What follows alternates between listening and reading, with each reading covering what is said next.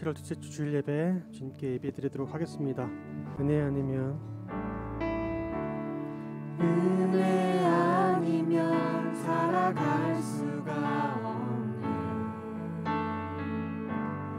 호흡마저도 다 주의 것이니 세상 평안과 위로 내게 없어도 예수, 오직 예수뿐이네. 크신 계획, 크신 계획 가볼 수도 없고 작은 고난에 지쳐도 주께 묻기 나의 모든 삶 버티고 견디게 하시네.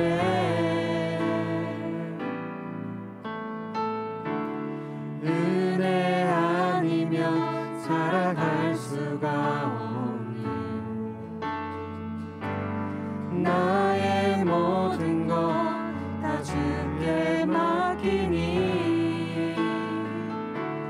참된 평안과 위로 내게 주신 주 예수, 오직 예수뿐이네. 한 번 더 은혜 아니면 살아갈 수가 없네. 은혜 아니면 살아갈 수가 없네. 호흡마저도 다 주의 것이니 세상 평안과 위로 내게 없어도 예수, 오직 예수뿐이네. 크신 계획, 크신 계획 가볼 수도 없고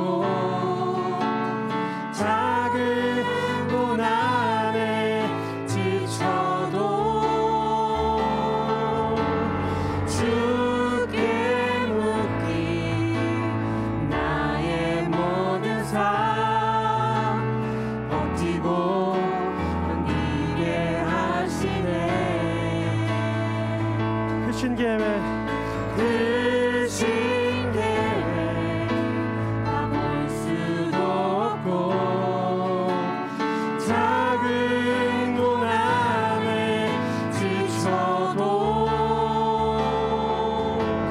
주께 묻기 나의 모든 삶 버티고 견디게 하시네.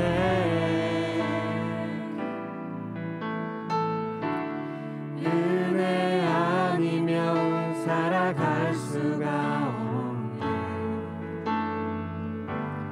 나의 모든 것 다 주께 맡기니 참된 평안과 위로 내게 주신 주 예수, 오직 예수뿐이네. 아멘. 마음이 상한 자를, 마음이 상한 자를 고치시는 주님, 하늘의 아버지 날 주관하소서. 주의 길로 인도하사 자유케 하소서. 새 일을 행하사 흔쾌 하소서. 의에 줄이고 목이 마르니 성령의 길을 부소서. 의에 줄이고 목이 마르니 내 잔을 채워 주소서. 성령으로 채워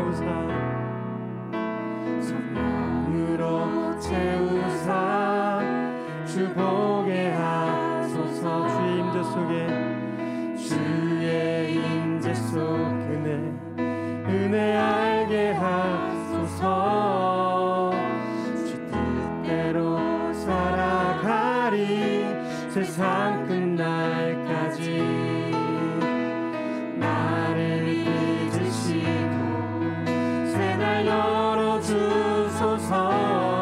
의에 줄이고 목이 마르니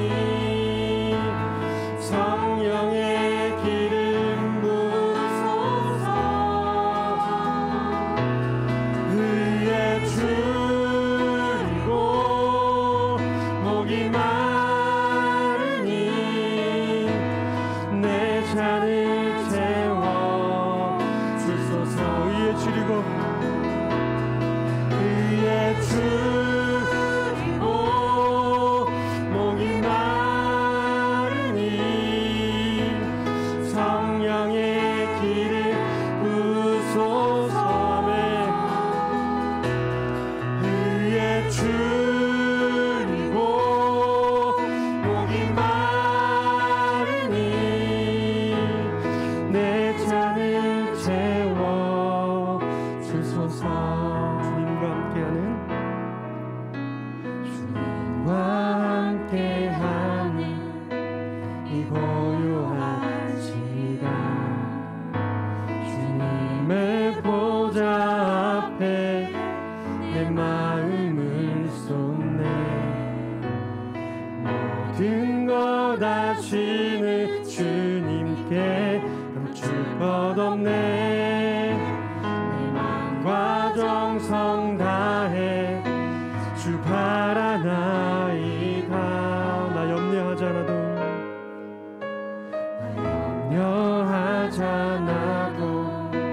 내 쓸 거다.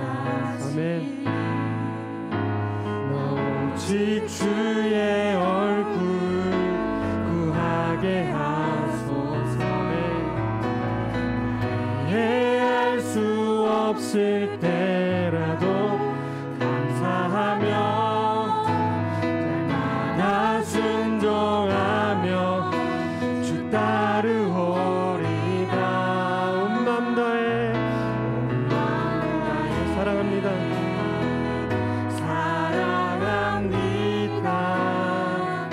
온 맘 다해 주 알기 원하네. 내 모든 삶 당신 것이니 주만 섬기리. 온 맘 다해 우리 한 번 더 주님과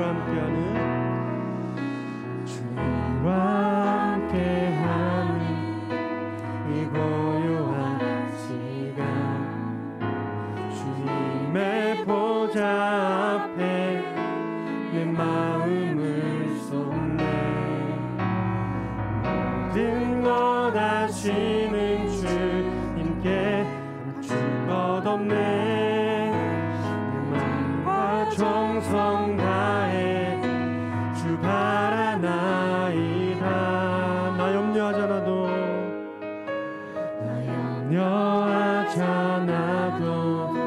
내 쓸 거다 하시니 오직 주의 얼굴 구하게 하소서. 이해할 수 없을 때라도 감사하며 날마다 순종 주 따르오리다. 주 따르오리다. 온 맘 다해 사랑합니다. 사랑합니다. 온 맘 다해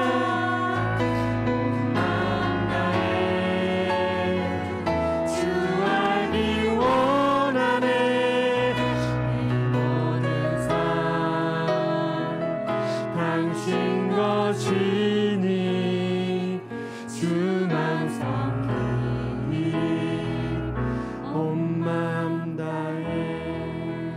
아멘. 장의 고백처럼 우리 예배 시간에 주님만 알기 위해 온 맘 다하시는 성도님들이 간절히 소망합니다. 선한 능력으로 함께 찬양 드립니다. 주 선한 능력으로 하시네. 그 크신 팔로 날 붙드시네. 절망 속에도 흔들리지 않고 사랑하는 주 얼굴 구하리. 주 선한 능력으로,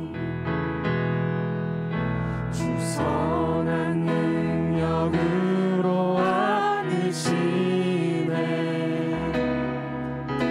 그 크신 팔로 날 붙드시네. 절망 속에도 흔들리지 않고 사랑하는 주 얼굴 구하리. 선한 능력으로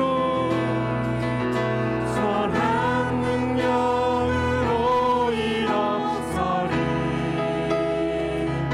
주만을 지어리. 믿음으로 우리 고뇌 안에 주 오실 그날 영광의 새날을 맞이하리. 이전의 괴로운 날에 워싸고 고난의 길을 걷는다 해도 주님께 모두 맡긴 우리 영혼 끝내 승리의 날을 맞으리. 주님 마신 고난의 승자는, 주님이 마신 고난의 승자는 우리도 감사하며 받으리. 주님의 남은 고난 채워가며 예수와 복음 위에 살리라. 예수와 복음 위에 살리라. 예수와 복음 위에 한 번 더 고백합니다. 예수와 복음 위에 살리라. 예수와 복음 위에 살리라.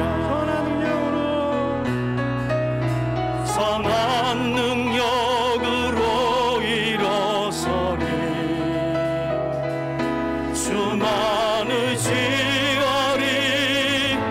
믿음으로 우리 고대 안에 주 오실 그날 승리의 새날. 우리 마지막으로 한 번만 더 선한 능력으로 주의 말씀 의지하며 일어서겠습니다. 선한 능력으로 이 예배를 통해 주님 일어서길 원합니다. 주만 의지하리. 믿음 우리의 손을 붙들어 일으켜 세워주시옵소서. 우리 고대 안에 주 오실 그날 승리의 새날을 맞이하리. 나 이제 주님의 새 생명 얻은 몸, 옛 것은 지나고 새 사람이로다. 그 생명 내 맘에 강같이 흐르고 그 사랑 내게서 해같이 빛난다. 영생을 누리며 주 안에 살리라. 오늘도 내일도 주 함께 살리라. 주 안에 감추인 새 생명 얻으니 이전에 좋던 것 이제는 값없다. 하늘의 은혜와 평화를 맛보니 찬송과 기도로 주 함께 살리라. 영생을 누리며 주 함께 살리라. 오늘도 내일도 주 함께 살리라. 산천도 조목도 새 것이 되었고 죄인도 원수도 친구로 변한다. 새 생명 얻은 자 영생을 누리니 주님을 모신 맘 새하늘 이로다. 영생을 누리며 주 안에 살리라. 오늘도 내일도 주 함께 살리라. 주 따라가는 길 험하고 멀어도 찬송을 부르며 뒤따라가리라. 나 주를 모시고 영원히 살리라. 날마다 섬기며 주 함께 살리라. 영생을 누리며 주 안에 살리라. 오늘도 내일도 주 함께 살리라. 우리 하나님 말씀 함께 보도록 하겠습니다. 오늘 나눌 하나님의 말씀은 민수기 32장 1절로 15절까지의 말씀입니다. 1절부터 제가 먼저 받들어 읽습니다. 루벤과 갓자손은 심이 많은 가축대를 가졌더라. 그들이 야셀 땅과 길르앗 땅을 본즉 그곳은 목축할 만한 장소인지라. 갓 자손과 루벤 자손이 와서 모세와 제사장 엘르아살과 회중 지휘관들에게 말하여 이르되 아다롯과 디본과 야셀과 니므라와 헤스본과 일르알레와 스밤과 느보와 부온 곧 여호와께서 이스라엘 회중 앞에서 쳐서 멸하신 땅은 목축할 만한 장소요 당신의 종들에게는 가축이 있나이다. 또 이르되 우리가 만일 당신에게 은혜를 입었으면 이 땅을 당신의 종들에게 그들의 소유로 주시고 우리에게 요단강을 건너지 않게 하소서. 모세가 갓 자손과 르우벤 자손에게 이르되 너희 형제들은 싸우러 가거늘 너희는 여기 앉아 있고자 하느냐. 너희가 어찌하여 이스라엘 자손에게 낙심하게 하여서 여호와께서 그들에게 주신 땅으로 건너갈 수 없게 하려 하느냐. 너희 조상들도 내가 가데스 바냐에서 그 땅을 보라고 보냈을 때 그리하였었나니 그들이 에스골 골짜기에 올라가서 그 땅을 보고 이스라엘 자손을 낙심하게 하여서 여호와께서 그들에게 주신 땅으로 갈 수 없게 하였었느니라. 그때 여호와께서 진노하사 맹세하여 이르시되 애굽에서 나온 자들이 20세 이상으로는 한 사람도 내가 아브람과 이삭과 야곱에게 맹세한 땅을 결코 보지 못하리니 이는 그들이 나를 온전히 따르지 아니하였음이니라.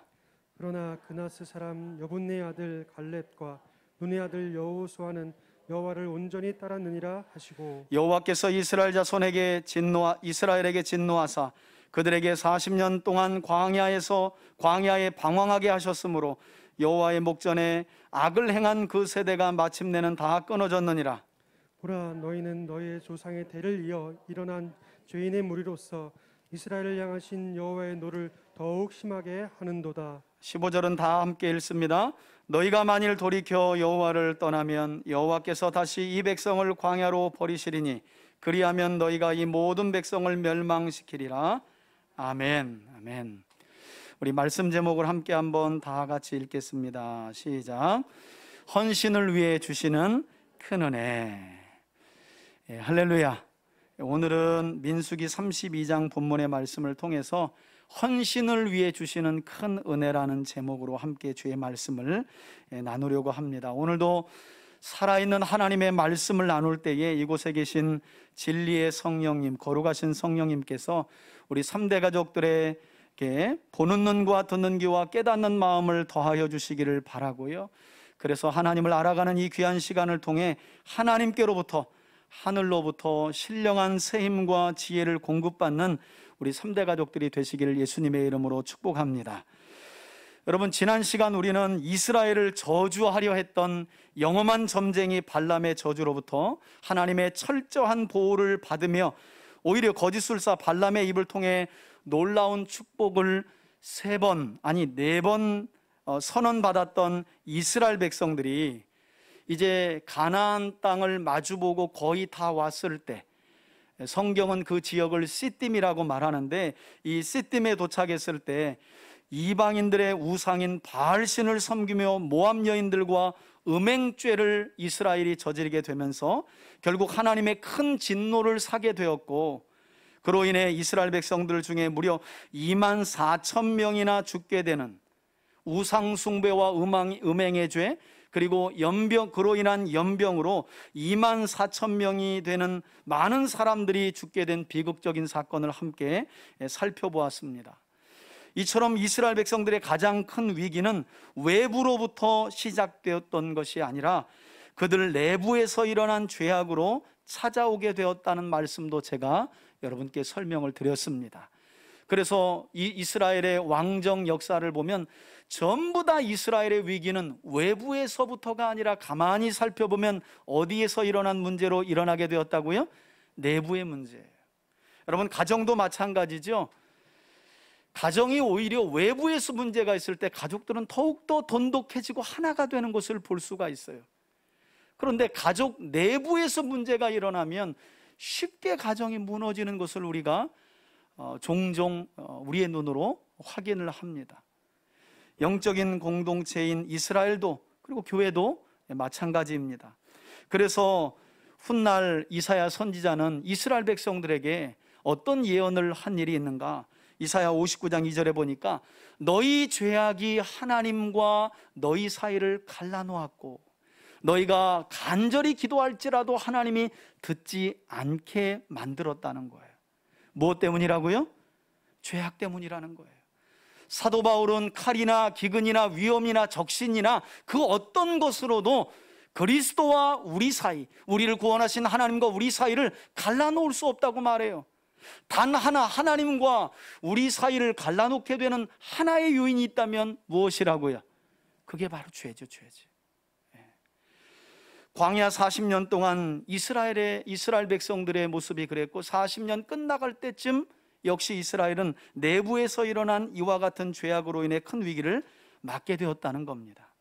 자, 그런데 오늘 본문을 보게 되면 앞서 일어난 이 바알보올 사건에 버금가는 큰 위기가, 그것도 또다시 이스라엘 백성들 내부에서 분열을 통해 일어나게 되었다고 오늘 성경은 우리에게 말씀하고 있고요. 성경은 그 분열의 중심에 이스라엘 백성들 전체를 분열하게 만들어 큰 위기를 초래했던 그 중심에 바로 이스라엘의 12지파 중에 어떤 지파예요? 르우벤 하면 맞습니다. 이 르우벤 지파와 갓 지파 자손들이 있었다라고 말씀해요. 자, 그럼 르우벤 자손과 갓 자손은 대체 무엇 때문에 이스라엘 백성들을 또다시 위기에 빠뜨렸을까? 이 이스라엘 공동체를 무엇 때문에 위기 속으로 빠뜨렸던 것인가? 그 내용이 오늘 본문입니다. 자, 1절부터 함께 한번 살펴보겠습니다. 르우벤과 갓 자손은 심히 많은 가축대를 가졌더라. 여러분, 심히 많은 가축대를 가졌다는 말씀은 이 두 지파 자손들인 르우벤과 갓 자손의 재산이 상당히 많아서 부유했다는 사실을 우리에게 가르쳐주고 있는 거예요. 지금 문제를 야기한 이 두 지파가 이스라엘의 12지파 자손들 중에 상당히 재력이 있는 거예요. 부유했던 두 지파였어요. 이것은 다른 말로 표현하면 하나님께서 이스라엘 12지파를 골고루 축복해 주셨지만 그 가축대를 심히 많게 번성케 해주신 두 지파가 특별히 누구라는 거예요? 르우벤과 갓 지파였다는 거예요. 하나님께서 큰 은혜를 그 두 자손들에게 주셨다는 거죠. 하지만 이렇게 다른 지파에 비해 가축대가 심히 많아 번성하는 이 큰 은혜를 받아 누렸던 르우벤과 갓 자손은 정작 어떤 엉뚱한 마음을 먹게 되었다고 성경은 이야기하느냐? 계속해서 보니까 이렇게 성경이 기록하고 있죠. 그들이 요단 동편에 있는 야셀 땅과 길르앗 땅을 본즉 그곳은 뭐 할 만한 장소라고요? 목축할 만한 장소라. 그 심히 많은 가축대를 데리고 살기에 좋아 보였다는 거예요.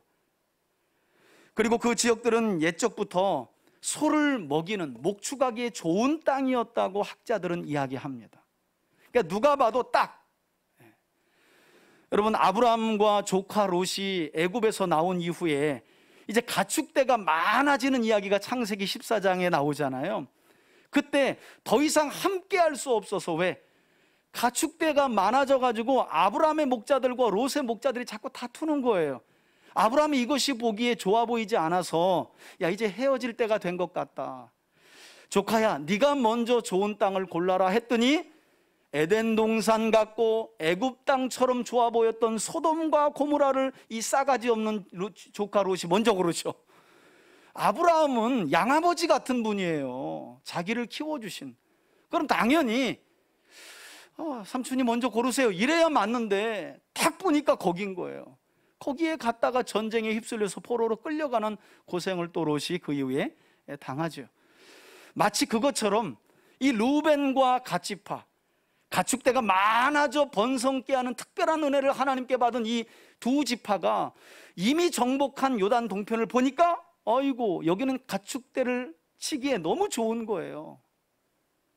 그래서 이어지는 2절에 보니까 그들이 뭐라고 말합니까? 갓자손과 루벤 자손이 지도자들을 찾아온 거죠.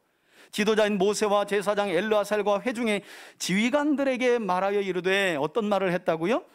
아다롯과 디본과 야셀과 니므라와 헤스본과 엘르알레와 스밤과 느보와 부온에 있는, 즉 요단 동쪽에 있는 상당히 많은 지역의 땅들을 언급하면서 그들이 하는 말이 4절에 보니까 이렇게 말해요. 곧 여호와께서 이스라엘 회중 앞에서 요단 동쪽에 있는 민족들을 쳐서 멸하신 이 땅들은 목축할 만한 장소요, 당신의 종들에게는 가축이 있나이다. 그냥 있는 게 아니라 어떻게 있다고요? 심이 많이 있는 거 아시죠? 여러분, 이때부터 그들의 본심을 슬슬 털어놓기 시작합니다. 글쎄요, 아마도 지도자들, 모세와 이 지도자들은 왜 이 하나님께 특별히 은혜 받은 두 지파가 그들을 찾아왔을까? 처음에는 몰랐을 거예요. 왜 이런 이야기를 하고 있는지. 하나님의 은혜 가운데 요단 동편을 우리가 정복했습니다. 참 감사합니다. 그러면서 하는 말이, 여기는 참 목축할 만한 좋은 장소네요. 여기까지도 낌새를 못 차렸겠죠. 그런데 이어지는 5절에 보니까 그들이 어떤 말을 이어갑니까? 또 이르되, 우리가 만일 모세 당신에게 은혜를 입었으면 이미 정복한 이 땅을 당신의 종들에게 그들의 뭘로 주시고 소유로 주시고. 자, 그 다음 말이 중요합니다. 그렇게 한 다음에 자신들을 어떻게 해달라고 요청합니까? 함께 한번 읽어봅시다. 시작. 우리에게 요단강을 건너지 않게 하소서. 즉 자신들은 이미 정복한 동쪽 땅에 만족하니까 모세가 그 땅을 자신들의 기업으로 인정해 준다면 그들은 그 땅 거기에 머물러 살면서 약속의 땅인 가나안 서쪽 땅을 정복하기 위한 전쟁에는 참여하지 않겠다는 것이었어요. 지금 발 빼는 요청을 하는 거예요. 우린 이미 정복한 요단 동쪽에 만족하니까 서쪽 땅은 남은 지파들을 데리고 가서 정복하시고 나눠주시면 좋을 것 같습니다. 여러분, 그런데 이미 하나님께서 아브라함 때부터 약속하신 땅은요, 요단 서쪽에 있다는 것을 기억해야 합니다. 원래 동편 땅은 약속의 땅 안에 들어가지가 않아요. 지금 그들이 목축하기에 너무 좋아, 우린 여기 머물러 있기만 해도 좋습니다. 그랬던 그 땅은 약속의 땅 안에 들어가질 않아요. 약속의 땅의 중심지는 서쪽에 있는 것이었어요. 다시 말해, 이 두 지파 자손들은 아브라함 때부터 하나님께서 약속하신 하나님의 기업에 대해서, 그러니까 하나님의 약속에 대해서는 관심이 많지가 않지요. 더군다나 그들은 애굽에서 모세를 통해 구원받은 이후 시내산 정상에 올라 하나님과 언약을 맺으며 어떤 사명을 받은 백성들이에요? 열방 가운데 하나님의 이름을 드러내고 하나님의 살아계심을 드러내야 할 제사장 나라와 거룩한 백성의 사명을 받은 민족이었어요. 그런데 그런 사명에 대해서, 하나님의 약속에 대해서는 단 일어나치도 관심이 없었다는 거예요. 다만 그들은 하나님께서 심히 번성케 해주신 가축대의 은혜에만 만족하고 오로지 그것을 유지하고 보존하는 데에만 급급해하면서 하나님의 약속을 포기하고 더 이상 다른 형제들을 위해, 이스라엘 공동체를 위해 희생하거나 헌신하려고 하지 않았다는 거예요. 여러분, 이런 비슷한 일이 성경에 여러 군데 있습니다. 특별히 하나님께서 여호수아를 통해 가나안 땅을 정복한 이후에 땅을 분배해 주는 내용이 여호수아 한 중반 이후에 나오는데요, 그 가운데 여호수아서 17장 말미를 보면 어떤 이야기가 나오느냐, 요셉 자손이 여호수아를 찾아가는 내용이 나와요. 요셉 자손 하면 에브라임 지파와 므낫세 지파 자손들이에요. 그들이 이렇게 말합니다. 여호수아여, 이때는 이미 땅을 다 제비 뽑아서 다 분배한 이후에요. 그런데 이 두 지파 자손이 여호수아를 찾아와 이렇게 말한다니까요. 여호수아여, 여호와께서 우리에게 복을 주어서 요셉 자손, 에브라임과 므낫세 자손을 큰 민족이 되게 하셨습니다. 그런데 우리가 제비 뽑아 받은 땅은 우리 이 큰 민족이 거주하기에는 너무 좁습니다. 그러니 땅을 좀 더 주시오 그래요. 여러분, 여호수아는 에브라임 지파 사람이었어요. 그러니까 같은 집안 내 자손들이 와가지고 당신도 알지 않냐, 12지파 중에 우리 요셉 자손이 에브라임과 므낫세가 수가 제일 많다, 하나님이 그 큰 복을 주신 걸 당신이 기억하지 않냐, 그런데 요만한 땅 주면 우리가 여기서 어떻게 사냐, 약간 혈연지연 학연을 이용하는 거죠. 그런데 놀랍게도 여호수아가 그것을 뿌리칩니다. 뭐라고 하느냐, 그렇지, 여호와께서 큰 민족이 되게 하는 다른 지파들에 비해서 수를 번성케 하는 큰 은혜를 주신 게 맞지. 그러니 아직까지 남은 지파 사람들이 두려워 올라가 정복하지 못한 그 땅, 그 산지로 올라가서 산지를 개척하고 그 땅을 거주하여 살면 돼. 여러분, 여호수아가 이렇게 결론을 내려요. 이 두 지파 자손들이 그냥 돌아갑니다. 여호와께 받은 큰 복으로 큰 민족을 이루어서 여호수아에게 부탁하면 조금 더 넓은 땅을 더 줄 줄 알았는데 오히려 여호수아는 그렇게 하지 않아요. 그렇지, 그 주신 복으로 다른 지파들을 위해서 희생하고 헌신하라는 거예요. 사실 희생과 헌신도 아니죠. 자기들이 정복하면 더 넓은 땅을 차지하는 건데 그렇게 수고하고 헌신하려고 하지 않았다는 거예요. 쉽게 땅을 먹으려 한 거예요. 그러면서 거들먹인 말이 뭐예요? 여호와께서 큰 복을 우리에게 주셔서 우리가 큰 민족, 12지파 중에 제일 큰 자손이 되지 않았냐. 그런데 땅을 요만한 거 주면 어떻게 하냐는 거예요. 여러분, 우린 이 두 지파 사람들, 이들의 이기적인 모습 속에서 부끄럽지만 우리 자신의 모습과 오늘 한국교회의 모습을 거울처럼 보게 돼요. 무슨 말인가 하면, 분명 하나님께서는 세상의 많은 사람들 가운데 우리를 먼저 택하여 죄에서 구원해 주신 이유에 대해 성경은 그것은 하나님의 자녀로 선택받은 우리가 하나님의 소유된 백성으로서 세상에서 복음의 파수꾼 역할을 감당하며 하나님의 말씀을 보여잡고 이 땅에 하나님의 나라를 이루도록 부르셨다는 거예요. 그런데 언제부터인가, 전 세계가 그렇죠. 그런데 다는 아니지만 특별히 우리나라 같은 경우에만 봐도 경제적인 안정을 언젠가부터 누리기 시작하면서 한국교회와 성도들 역시도 이제는 신앙생활의 목표가 바뀌었어요. 이 땅에서 하나님의 뜻을 이루며 하나님의 나라를 이루는 것이야 신앙생활의 목적과 소원이 아니라 좀 더 많은 소유를 차지하게 하기 위해, 그래서 더 많은 부유함을 누리기 위해 신앙생활을 하는, 그래서 신앙생활의 목적에 변질이 되어버렸다는 거예요. 그래서 오늘날 교회들의 모습을 보면 더 이상 요단강 건너에 있는 하나님 나라인 천국에 대해서는 도무지 관심이 없어요. 여러분 어떠세요?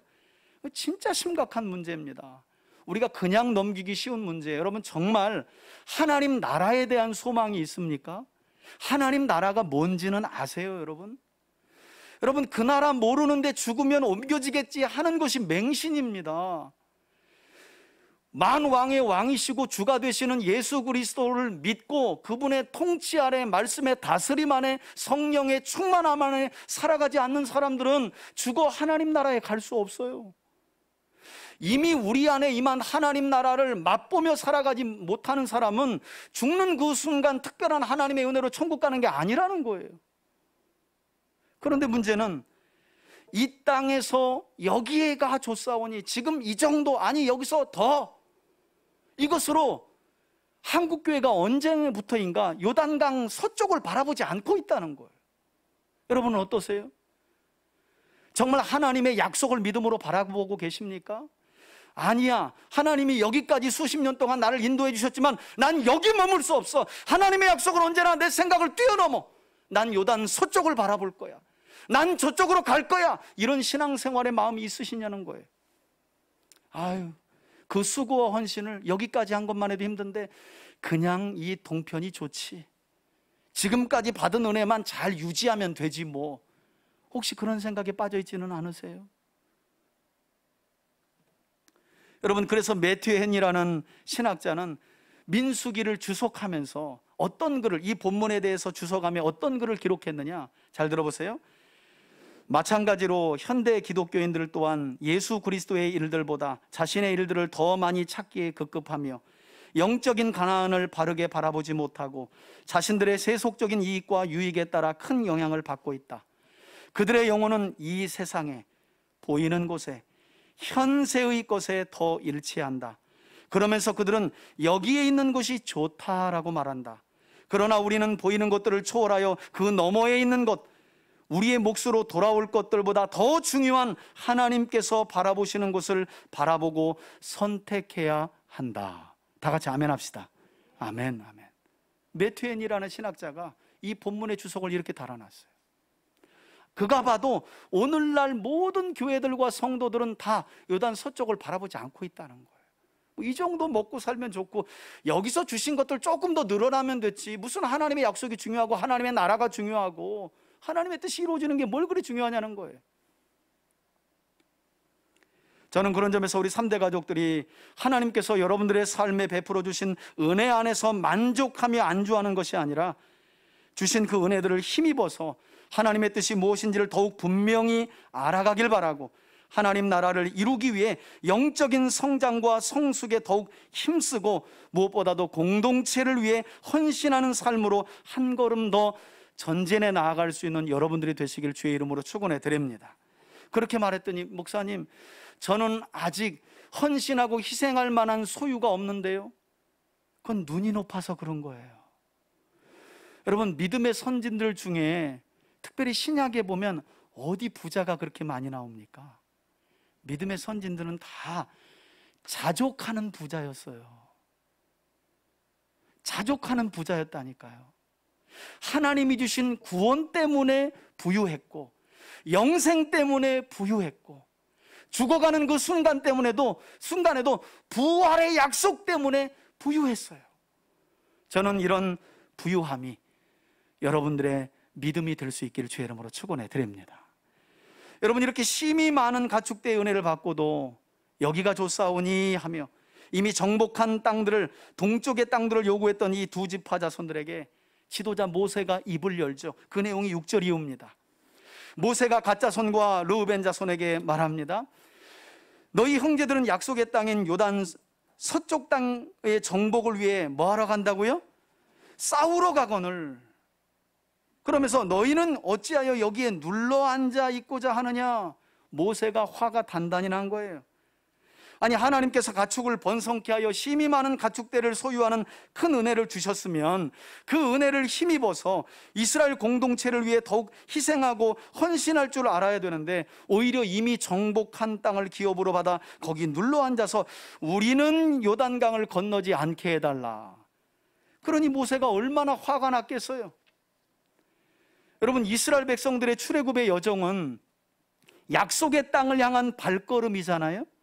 그리고 그들이 그 땅에 들어가서 하나님께서 주신 복된 말씀에 순종하여 거룩한 삶을 살아가며 복을 누려 하나님을 온 세상에 알리는 제사장 나라와 거룩한 백성의 사명의 여정이었잖아요. 그것을 위해 가나안 땅에 들어가기 위해 들어가려 했던 것이지요. 그것을 하나님이 약속하셨던 것이지 단순히 더 나은 목초지를 찾아 나선 여정은 아니었잖아요. 길을 잃어버렸다 그래요. 이런 걸 보고 길을 잃어버렸다. 여러분, 신앙생활은 어떠세요? 전적인 하나님의 은혜로 사단의 노예와 종으로 살아가던 우리를 그리스도의 피로 하나님이 애굽에서 구원하셨잖아요. 그래서 우리의 소망은 영원한 천국, 저 하나님의 나라, 그리스도 안에서 이루어지는 하나님 나라에 있구나라고 하나님이 말씀해 주셨는데, 이미 우리는 광야를 지나면서 방향을 잃어버린 거예요. 하나님이 지난날 주신 은혜에 머물러 있는 거죠. 그래서 이 정도면 됐지, 이것이 잘 유지되면 좋지, 이게 잘 보존되면 좋지. 여러분, 이스라엘의 구원은 좋은 목처지를 찾아 나선 여정이 아니었다는 것을 기억해야 돼요. 저와 여러분들을 하나님께서 구원해 주신 이유도 조금 더 넓은 평수의 아파트와 조금 더 값비싼 자동차와 조금 더 편안하고 안락한 삶을 살도록 하기 위한 구원의 여정이 아닌 줄 믿으시길 바랍니다. 우리 구원의 여정은 하나님 나라에 있어요. 우리가 그것을 인정하든 인정하지 않든 하나님은 반드시 시작하신 구원의 여정을 하나님 나라로 우리를 이끌어 마치실 줄 믿습니다. 그게 하나님의 놀라운 구원의 여정이에요. 그러니 우리가 정신 차려야죠.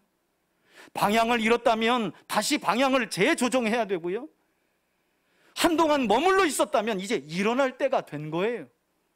여러분, 모세도 화가 났잖아요.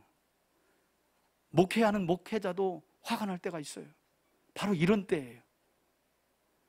아니, 저분은 지금 저 자리에 안주하며 머물러 있어서는 안 되는데 이제는 하나님께서 주신 은혜를 힘입어서 더욱 영적인 성장에 힘쓰고 그것을 바탕으로 다른 지체들을 위해서 희생하고 헌신해야 하는데 정작 당사자는 마음이 달라요. 이 정도 신앙생활을 했으면 됐지 하면서 지난날 하나님께서 베풀어 주신 은혜들을 그저 추억의 향수 삼아서 라떼는 말이야, 이게 교회 안에도 있는 거예요. 라떼는 말이야, 내가 집사 때는 말이야, 내가 뭐 때는 말이야, 그거 다 경험했어. 이런 모든 지난날의 은혜를 추억의 향수 삼아서, 그러나 나는 지금 동쪽이 좋아, 서쪽까지는 갈 마음이 없어 하며 머무는 사람들이 교회 안에 있다는 거예요. 그런 모습을 볼 때 목회자로서는요, 정말 안타깝게 그지없고 어떨 때는 정말 모세처럼 화가 나요. 여러분, 모세가 화가 난 이유는 그들이 단순히 거기 머물러 있기를 원해서가 아닙니다. 이후의 내용을 보면 그 불신앙의 문제가 공동체 전체 안에 퍼지는 것을 모세가 염려했기 때문에 모세가 화를 낸 거예요.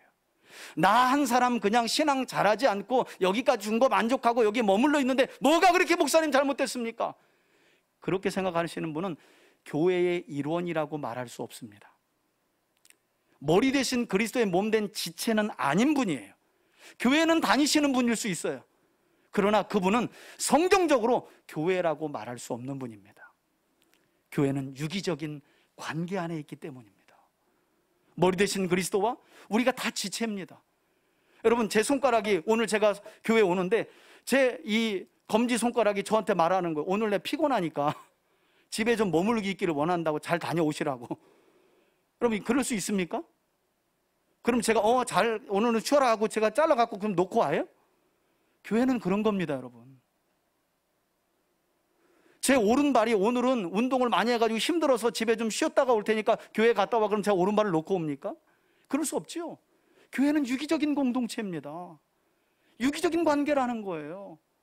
나 한 사람이 머물러 있으면 발가락 하나가 움직이지 않고 손가락 하나가 움직이지 않으면 온몸 전체의 문제가 발생되는 거예요. 그래서 모세가 화를 낸 거죠. 말씀드린 것처럼 문제는 이처럼 지난날 하나님께서 베풀어 주신 은혜 안에 머물며 안주하려는 이 신앙의 정체, 이것이 공동체 안에서 다른 지체들을 낙심케 했다는 사실이에요. 여러분, 생각해 보세요. 제가 설교를 하는데 늘 쓰는 예화가 같고 늘 쓰는 성경 구절이 한 15개 안에서 10년 동안 계속 돌아가고 늘 설교도 창세기를 넘지 못하면 여러분 여기 버티실 수 있겠어요? 아, 저분은 한 권을 한 놈만 패시는구나, 참 존경스러운 분이셔, 여러분 그러실 수 있겠어요? 그럼 목사님이 기도 안 해. 영혼 사랑? 그런 마음 전혀 없어. 여러분, 그렇게 제가 정체되어 있다면 여러분들이 저를 믿고 여기 머물러 있을 수 있겠냐는 거예요. 그런데 이런 생각을 목회자에게만 한다는 거죠. 누군가보다 먼저 믿은 사람으로서의 그런 책임감은 없는 거예요. 아, 목사님, 내가 이제까지 고생하고 이제까지 이 은혜를 받았는데 이 정도면 됐지 뭐, 저는 서쪽까지 갈 마음은 없어요. 여러분, 공동체가 무너지는 요인은 바로 이런 것 때문이에요. 나 하나면 됐지 하는 그 마음, 거기에서 공동체 전체가 낙심하게 돼. 그래서 모세도 이 두 지파를 향해 화를 낸 것이었어요. 7절 보시겠어요? 너희가 어찌하여 이스라엘 자손에게 뭐하여 낙심하게. 여러분 거기 동그라미 한번 쳐보세요. 여러분 이 낙심이라는 말이요, 히브리어로 테니온이라는 말인데요, 무슨 말이냐면 왜 막냐, 왜 방해하냐라는 말이에요. 이제 조금 더 와닿죠. 아니, 저희 두 자손은 하나님이 주신 은혜 때문에 그냥 동쪽에 머물고 있겠습니다 라고 한 그 말이 남은 지체들이 하나님의 약속, 하나님의 뜻을 이루는 그곳으로 가는 그것을 뭐 했다는 거예요? 막았다는 거예요. 방해하고 있다는 거예요. 그들이 거기까지 생각을 했을까요? 저희는 그냥 이쯤 만족하고 더 욕심 없습니다, 여기면 됐어요 라고 말했던 건데, 모세는 그거 자체가 남은 공동체가 하나님의 뜻을 이루는 그 일을 막는 것이고 방해하는 것이라고 말하고 있다는 거예요. 그래서 공동체라는 말씀을 드린 거예요. 유기적인 관계라는 설명을 제가 드린 거예요. 쉽게 말해 공동체의 사기를 떨어뜨렸다는 말씀이죠. 그로 인해 계속해서 보니까 여호와께서 그들에게 주신 땅으로 왜 건너갈 수 없게 하느냐 라고 말하면서 모세는 그들을 책망하죠. 즉 르우벤과 갓자손이 하나님의 약속을 포기하고 자신들의 가축대를 유지 보존하기 위해 동쪽 땅에 주저앉아 있는 것은 남은 형제들을 낙심케 하여서 그들 모두를 가나안 땅인 약속의 땅에 들어가지 못하게 하는, 그래서 이러한 그들의 요청은 공동체 전체의 연합을 깨트리는 아주 중대한 반역 행위라고 지금 모세가 꾸짖고 있는 거예요. 여러분 충격이죠. 아니 뭘 그렇게 그게 잘못된 건가? 내가 지난날 하나님이 주신 은혜에 만족하고 이 정도면 됐다 하고 머물러 있는 자체가 뭘 그렇게 잘못된 건가? 여러분 그렇게 생각하면 별 잘못이 없는 것처럼 보이는데, 유기적인 관계라는 교회의 의미로 생각해 보면 큰 문제라니까요. 지난 한 주간에 저희 작은 아들이 무릎이 계속 아프다 그래가지고 병원을 한 지금 3번째 갔다 오는데, 혹여나 무슨 문제가 있을까 갔더니 성장판 아래 석회가 껴가지고 이제 좀 괜찮은데 염증이 있어서, 근데 좀 나을 거다, 이제 성장하는 단계에 있을 수 있는 일이다 그래요. 아무튼 조금만 뛰면 무릎이 아프다고 하는 거예요. 여러분 부모 마음은 그런 거 아니에요? 그러다가 하나 잘못돼가지고 성장판이 다치면 한쪽 다리 안 자라고 한쪽 팔 안 자라는 아이들 봤잖아요. 여러분 그냥 괜찮아요?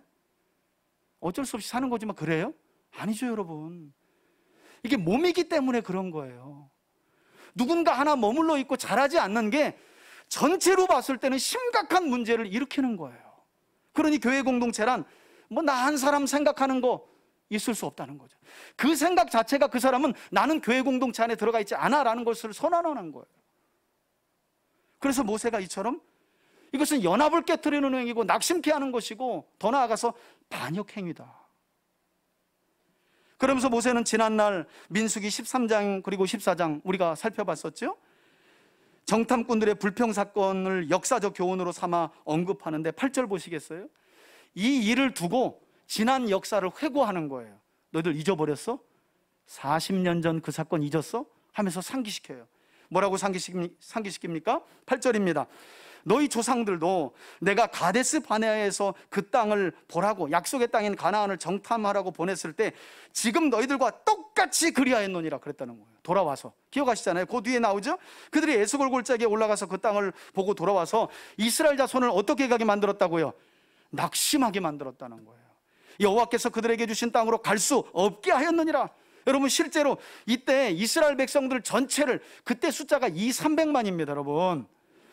200~300만이나 되는 숫자가 애굽에서 나왔어요. 200~300만이나 되는 숫자가 한꺼번에 여호와 앞에 통곡하면서 낙심해 버렸어요. 몇 명 때문에 그랬을까요? 10명이었어요.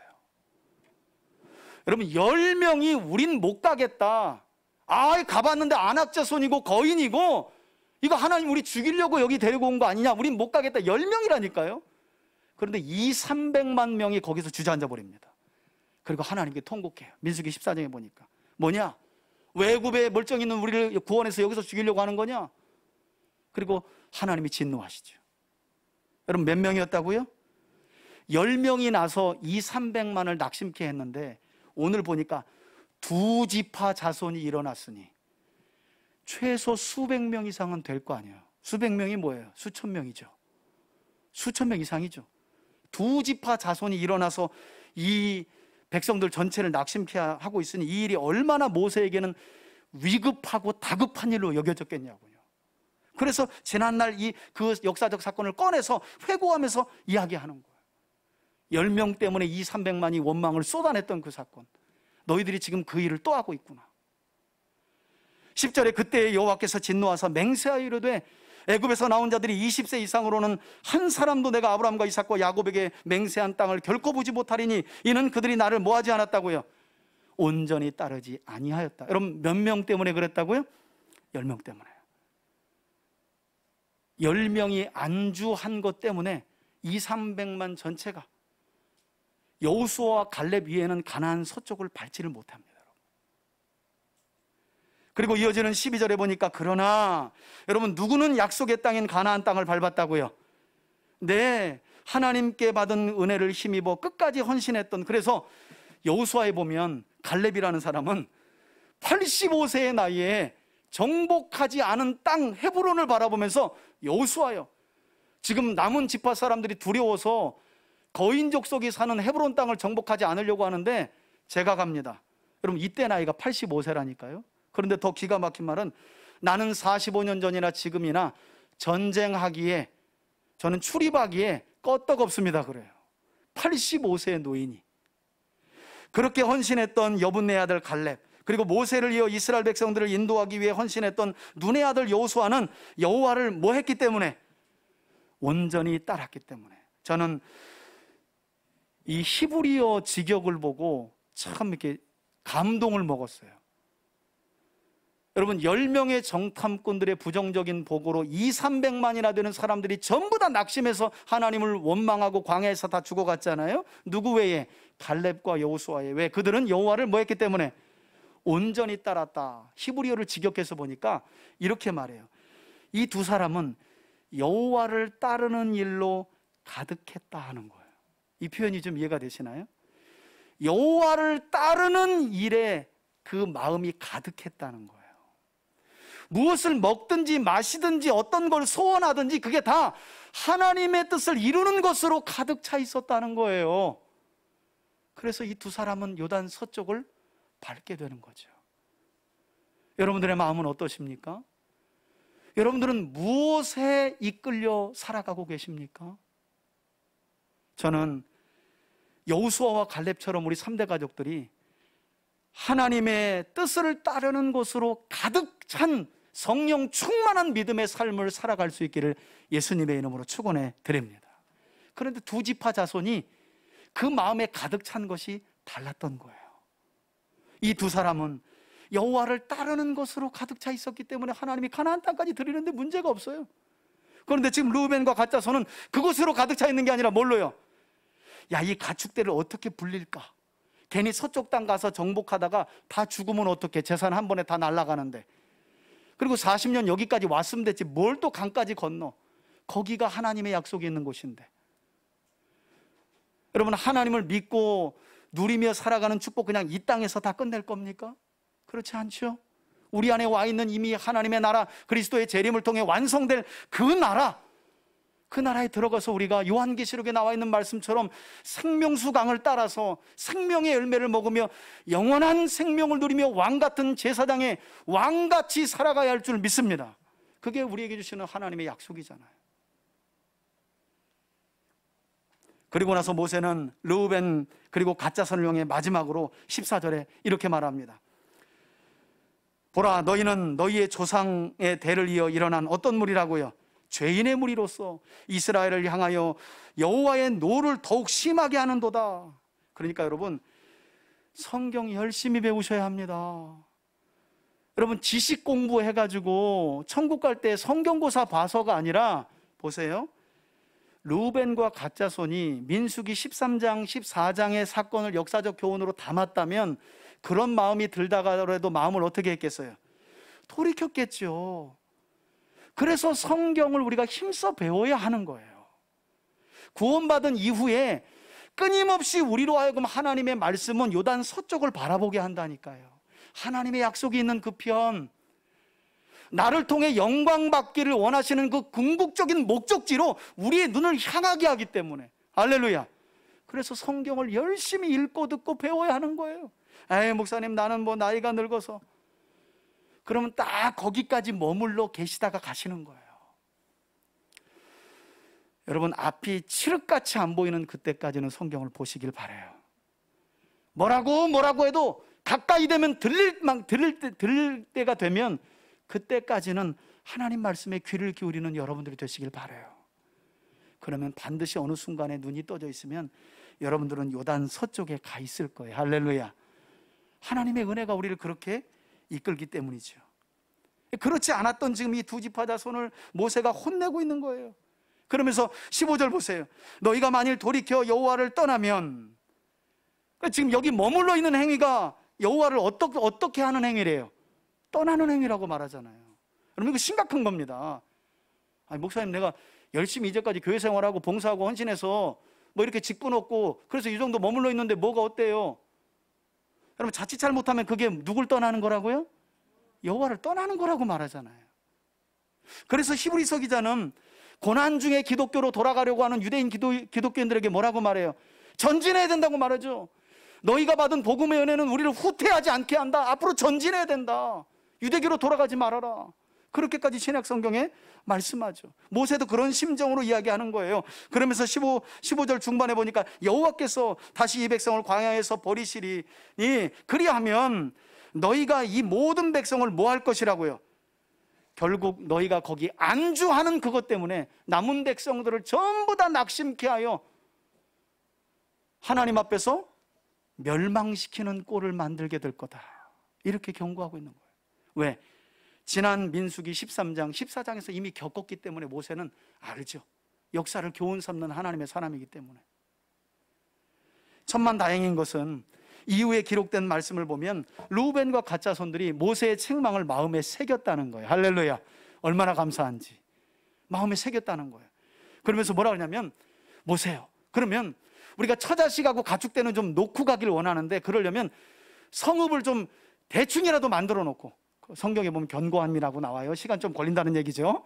그거 만들어 놓고 우리가 요단 서쪽 땅, 하나님이 약속하신 그 땅을 정복하는데 헌신하겠습니다. 그냥 헌신 아니고요. 뭐라고 하냐면 우리가 모든 전쟁의 선봉에 서겠습니다. 할렐루야. 선봉에 서겠다는 거예요. 놀랍지 않아요? 여기가 조사오니 하고 자기만 생각했던 사람들이, 공동체가 뭐가 없어, 하나님의 소원이고 뭐가 없어, 그랬던 이 사람들이 모세의 책망을 마음에 새기고, 왜? 역사적 교훈을 이야기했거든. 모세가 그때 기억하잖아. 다 죽었잖아. 그걸 기억하고, 그래, 우리 처자식하고 가축대를 놓고 우리가 간다, 우리가 가겠습니다. 그리고 갈 때 우리가 모든 전쟁의 선봉에 서겠습니다. 그리고 이후의 역사를 보면 실제로 이들이 선봉에 서서 가나안 서쪽을 정복했다고 성경은 이야기해요.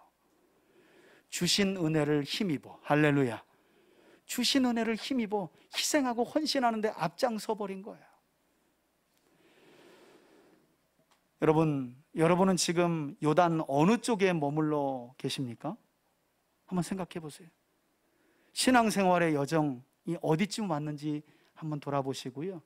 지금 요단강을 두고 어느 쪽에 지금 여러분들이 계신가도 돌아보셔야 돼요. 혹여 오늘 본문에 등장했던 루벤과 갓 자손들처럼 그저 지금까지 받은 은혜들에 만족하며 이 정도면 됐지 하는 마음으로, 그리고 여러 가지 이유들을 핑계 삼아 하나님의 약속들을 코앞에 두고 여기가 좋사오니 하며 요단 동편에 머물고 계시다면 간곡히 부탁드립니다. 만일 그렇다면 오늘 선포된 하나님의 말씀이 여러분들에게 교훈이 되길, 다시 한번 교훈이 되길 바라고요. 지난날 주신 은혜 안에 안주하는 삶이 아니라 끊임없이 하나님의 약속이 있는 곳을 믿음으로 바라보고 다름질했던 우리 믿음의 수많은 선배들을 본받기를 주의 이름으로 축원해 드립니다. 우리 사도 바울은 그래서 죽기 전에 이런 말을 하죠. 나는 지금도 다름질하고 있다. 한번 따라합시다. 나는 지금도 다름질하고 있다. 여러분, 1차, 2차, 3차 선교여정 끝나고 로마에서 갇혀 있다가 풀려나서 마지막 순교 직전에 선교 여정을 하는 중에 디모데에게 보내는 편지에서 나는 아직도 다름질하고 있다 그래요. 놀랍지 않아요? 사도 바울 정도 되면 진짜 요단 동편에 머물러 있어도 되는 사람 아니에요? 뭘 더 이룰 게 있고 뭘 더 할 게 있어요? 그게 사람의 생각이라는 거예요. 하나님 손에 들리면 우리의 생각과 사고를 뛰어넘는 하나님의 놀라운 기적과 역사가 일어나는 줄 믿습니다. 하나님의 눈으로 나를 보는 믿음을 가질 수 있길 주의 이름으로 축원해 드립니다. 그래서 저는 무엇보다도 저와 여러분들이 정말 사도 바울의 고백과 같이 오직 표대를 향하여 멈춤이 없이 전심전력하는 여러분들이 되길 바라고, 동편에 머물며 안주하는 여러분들이 아니라 끊임없이 서촉변 하나님의 약속을 바라보고 하나님의 나라를 바라보는 그 삶을 통해 여러분들의 자녀들이 하나님의 나라를 그려갈 수 있기를 바라고, 여러분들의 가정이 세워지길 바라고, 그리고 교회 공동체가 든든하게 세워져 가길 예수님의 이름으로 축원해 드립니다. 우리 마지막으로 3장 12절부터 16절까지 함께 천천히 읽고 마칩니다. 시작. 내가 이미 얻었다 함도 아니요 온전히 이루었다 함도 아니라 오직 내가 그리스도 예수께 잡힌 바 된 그것을 잡으려고 어떻게 한다고요? 달려가노라. 계속요. 형제들아, 나는 아직 내가 잡은 줄로 여기지 아니하고 오직 한 일, 즉 뒤에 있는 것은 잊어버리고 앞에 있는 것을 잡으려고. 대단하죠, 바울이. 그죠? 여기조사오니 이렇지 않다는 거예요. 뒤에 것은 잊어버린다는 거예요. 여러분, 이게 진짜 건강하게 신앙생활하는 거예요. 어제 것은 잊어버리는 거예요. 앞에 것을 바라보는 거예요. 14절 16절 읽습니다. 시작. 표대를 향하여 그리스도 예수 안에서 하나님 위에서 부르신 부름의 상을 위하여 달려가노라. 그러므로 누구든지 우리 온전히 이룬 자들은 이렇게 생각할지니 만일 어떤 일에 너희가 달리 생각하면 하나님이 이것도 너희에게 나타내시리라.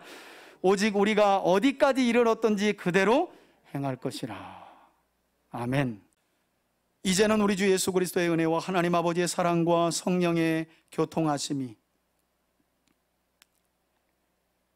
오늘 하나님께서 주신 약속의 말씀을 마음에 새기고 이제는 신앙의 정체를 뛰어넘어 내가 만족하는 수준에 머물러 있는 것을 뛰어넘어 하나님의 약속과 하나님의 나라를 바라보고 발걸음을 다시 한번 내딛기를 소원하고 결단하는 우리 사랑하는 교우들 머리 위에, 한 주간의 삶 위에, 가정 위에, 기업 위에 이제로부터 영원토록 함께 계실지어다.